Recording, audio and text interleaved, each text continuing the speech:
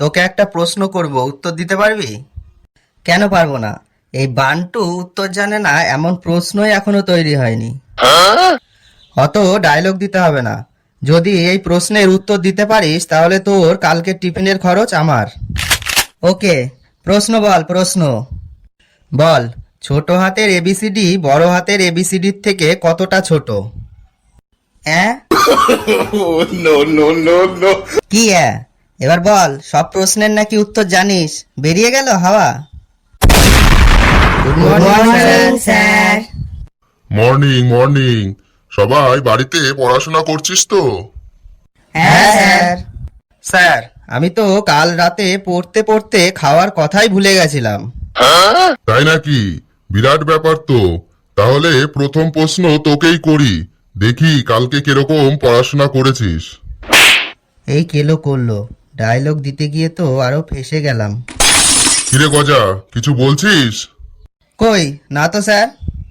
ওকে, তাহলে বলতো 4 কেজি লোহা আর 4 কেজি তুলোর মধ্যে কোনটা বেশি ভারী হবে? এ তো একদম সহজ প্রশ্ন স্যার। এত সহজ প্রশ্ন আমাকে ধরে কেন যে আপনি আমাকে লজ্জা দেন। বেশি ডায়লগ না দিয়ে প্রশ্নের উত্তর দে। আরে স্যার, লোহাই বেশি ভারী হবে, এ তো সবারই জানা। ওরে গরু, যখন লোহার ওজনও 4 কেজি তুলোর ওজনও 4 কেজি, তাহলে লোহা ভারী হবে কেন? দুটোরই সমান ওজন হবে না? স্যার, আমার একটা প্রশ্ন আছে। কি প্রশ্ন? ফটাফট বলে ফেল। স্যার, বলুন তো কোন জিনিস যত টানা যায় তত ছোট হয়ে যায়? টাললে ছোট হয়ে যায়, সেটা আবার কি? টাললে তো সব জিনিস আরো বড় হয়ে যায়। তুই বল, কি এমন জিনিস যে টাললে ছোট হয়ে যায়? স্যার, সিগারেট হবে, সিগারেট।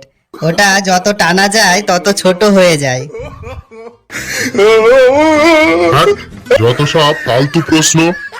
এই বান্টু, তুই একটা প্রশ্নের উত্তর দে তো, দেখি তোর মাথায় ব্রেন আছে নাকি শুধু ওই গোবর ভর্তি।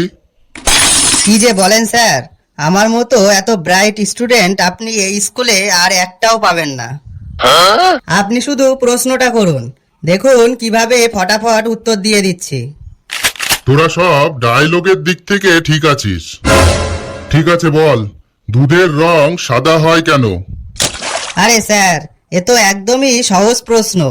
দুধের ভিতর কোনো নোংরা পড়লে যাতে সহজেই বোঝা যায়, তাই দুধের রং সাদা করা হয়েছে। দুধ যেমন সাদা, তুইও তেমন একটা গাধা। No, no, no.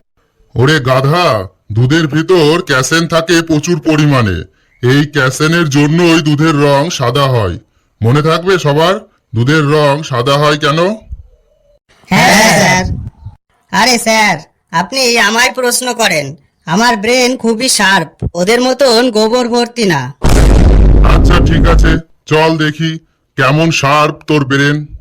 বল, কলকাতা থেকে দিল্লি যেতে একটা প্লেনের মাত্র 90 মিনিট সময় লাগে। ওই একই প্লেনের দিল্লি থেকে কলকাতা ফিরতে 1.5 ঘন্টা সময় লাগে কেন?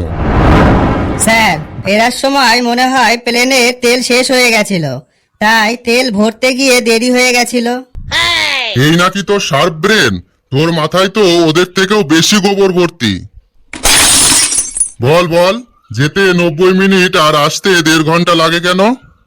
স্যার, তাহলে মনে হয় আসার সময় রাত হয়ে গেছিল, তাই অন্ধকারে আস্তে আস্তে চালাচ্ছিল। তোর মাথায় ওই অন্ধকারই ঘুরবে, বুঝলি? কারণ তোর ভবিষ্যৎ তো অন্ধকার। এত বড়ই গরু তুই যে 90 মিনিট আর 1.5 ঘন্টা দুটোই যে সমান, সেটাই তোর মাথায় আসলো না? গরু কোথাকার। এই কালু, তুই বলতো। স্যার, টাইম শেষ। কালকে সবাই জিকে বইয়ের 3 নাম্বার চ্যাপ্টারটা পড়ে আসবি, ওখান থেকে প্রশ্ন ধরবো। Okay sir.